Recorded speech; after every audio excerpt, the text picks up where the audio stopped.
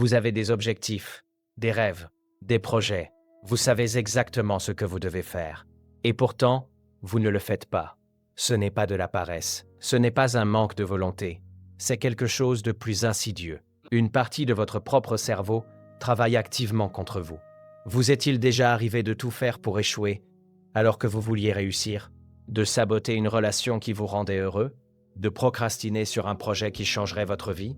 Si oui, cette vidéo va vous montrer pourquoi. Et surtout, comment reprendre le contrôle. Permettez-moi de vous révéler quelque chose de troublant. Votre cerveau n'est pas programmé pour votre bonheur. Il est programmé pour votre survie. Et pour lui, le familier est sûr. Même s'il vous rend malheureux. L'inconnu est dangereux. Même s'il pourrait vous libérer. Le psychanalyste Carl Jung appelait ça l'ombre. La partie de nous qui travaille dans l'obscurité. Pas par malveillance, par protection mal calibrée. Voici les 5 signes que cette ombre a pris le contrôle. Signe numéro 1. Vous échouez toujours au dernier moment. Laissez-moi vous raconter l'histoire de Marie. Brillante, talentueuse. À chaque fois qu'une promotion approchait, quelque chose se passait. Une dispute avec un supérieur, une erreur inexplicable, une maladie soudaine. 3 fois, 3 promotions, 3 sabotages. Ce n'était pas de la malchance, c'était ton cerveau. Le psychologue Gay Hendricks appelle ça le problème de la limite supérieure. Chacun de nous a un thermostat interne, une limite de succès, d'amour, de bonheur que nous pensons mériter. Quand nous approchons de cette limite, le cerveau panique. Attention, zone inconnue, danger, et il déclenche des comportements pour nous ramener dans notre zone de confort, même si cette zone est médiocre. Vous est-il déjà arrivé de tout gâcher, précisément quand les choses allaient bien, de créer un problème, quand il n'y en avait pas? Ce n'est pas un accident. C'est un thermostat mal réglé. Signe numéro 2. Votre voix intérieure est votre pire ennemi. Imaginez cette scène. Vous préparez une présentation importante. Et la voix commence. Tu vas te ridiculiser. Tu n'es pas assez préparé. Tout le monde verra que tu fais semblant. Rappelle-toi la dernière fois. Cette voix connaît tous vos échecs, toutes vos faiblesses, tous vos moments de honte. Et elle vous les rappelle précisément quand vous avez besoin de confiance. La thérapeute Christine Neff, spécialiste de l'autocompassion, a découvert quelque chose de fascinant. Cette voix critique n'est pas votre ennemi originel. Elle a été créée pour vous protéger. Si vous vous critiquez avant les autres, la critique externe fait moins mal. C'était une armure. Le problème, l'armure, est devenue une prison. La critique qui devait vous protéger ponctuellement tourne maintenant en boucle. Sans pause, sans nuance. Avez-vous remarqué que vous vous parlez à vous-même d'une façon dont vous ne parleriez jamais à un ami? Cette cruauté envers soi est le 2e signe que votre cerveau vous sabote. Signe numéro 3. Vous attendez les conditions parfaites, qui n'arrivent jamais. J'ai rencontré un homme qui voulait écrire un livre. Depuis 10 ans. Quand j'aurai plus de temps. Quand j'aurai fait plus de recherches. Quand les enfants seront grands. Quand j'aurai un bureau calme. 10 ans de conditions jamais réunies. 0 page écrite. Pendant ce temps, une femme avec 2 enfants, un emploi à temps plein et aucune expérience d'écriture, a publié 3 romans. Dans les transports, entre 2 réunions, avec un appartement bruyant. La différence, elle a compris quelque chose d'essentiel. L'attente des conditions parfaites est la forme la plus élégante de l'autosabotage. Elle vous permet de ne jamais échouer, parce que vous n'essayez jamais. Elle vous permet de garder le rêve intact, parce que la réalité ne le teste jamais. Vous est-il déjà arrivé de reporter un projet jusqu'à ce que le moment soit parfait? Le moment parfait n'existe pas. Il ne viendra jamais. Et votre cerveau le sait. C'est précisément pour ça qu'il vous fait attendre. Signe numéro 4. Vous êtes très occupé à éviter l'essentiel. Un entrepreneur me racontait sa journée. Je suis épuisé. J'ai répondu à 50 emails. Réorganisé mes fichiers. Lu 3 articles sur la productivité. Optimisé mon calendrier. Je lui ai demandé « Et l'appel à l'investisseur ?» Silence. L'appel qui pouvait changer son entreprise. L'appel qu'il repoussait depuis 3 semaines. Je voulais être bien préparé. Reconnaissez-vous ce schéma? Être très occupé, mais sur les mauvaises choses. Le cerveau est brillant pour créer des justifications.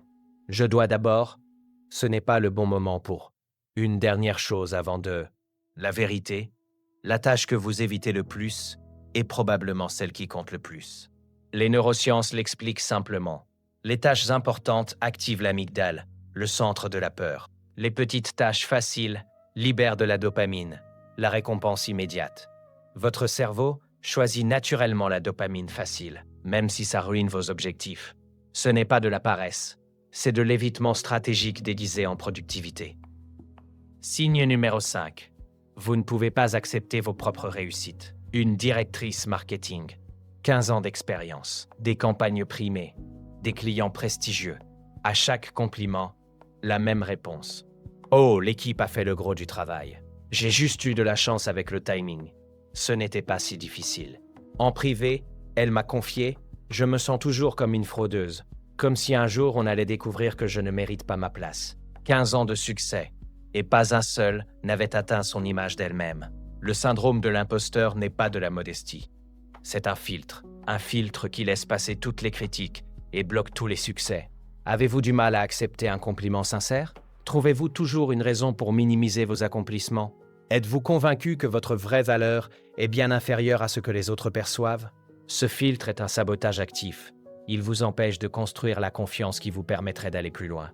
Il vous maintient dans un état permanent de pas encore assez. 5 signes, 5 formes de sabotage. Mais voici ce que personne ne vous dit. Le psychiatre Carl Jung disait « Tant que vous n'aurez pas rendu l'inconscient conscient, il dirigera votre vie et vous appellerez ça le destin. » La bonne nouvelle, vous venez de rendre conscient ces mécanismes. Et c'est le premier pas. Le cerveau qui se sabote agit dans l'ombre. Il déteste être vu. Il perd son pouvoir dès qu'il est observé. Chaque fois que vous remarquez que vous vous critiquez excessivement, le critique perd un peu de son emprise. Chaque fois que vous voyez que vous attendez des conditions parfaites, l'attente devient un choix, pas une fatalité. Chaque fois que vous identifiez que vous évitez l'essentiel, vous pouvez choisir autrement. La conscience n'est pas la solution complète, mais elle est le prérequis à toute solution. Voici comment contrer chaque sabotage. Contre le thermostat limité. Visualisez-vous au-delà de votre zone actuelle. Rendez le succès familier à votre cerveau avant qu'il n'arrive. L'athlète Michael Phelps visualisait chaque course des centaines de fois. Quand il gagnait, son cerveau avait déjà été là. Contre le critique intérieur, posez-vous cette question. Que dirais-je à un ami proche dans cette situation? Puis dites-vous ces mots, à vous-même, à voix haute si nécessaire. Contre le perfectionnisme, adoptez la règle de la version 0.1.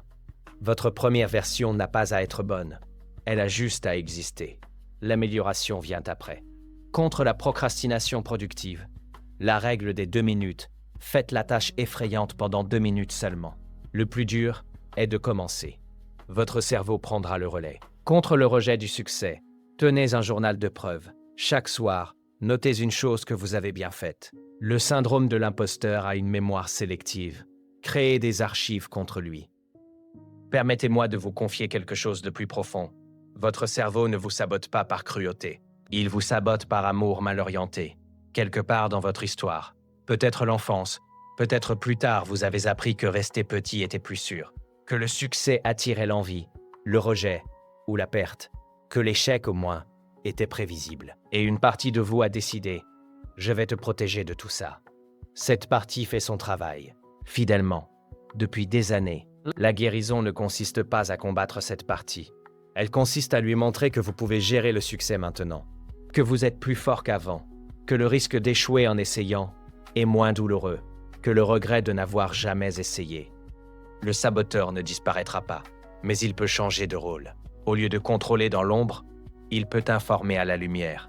Tu approches de ta limite, devient une invitation à l'élargir. Tu as peur, devient un signal que quelque chose compte pour toi. Tu n'es pas prêt, devient un rappel de commencer quand même. Votre cerveau n'est pas votre ennemi. C'est un système de protection qui a besoin d'une mise à jour. Vous venez de commencer cette mise à jour.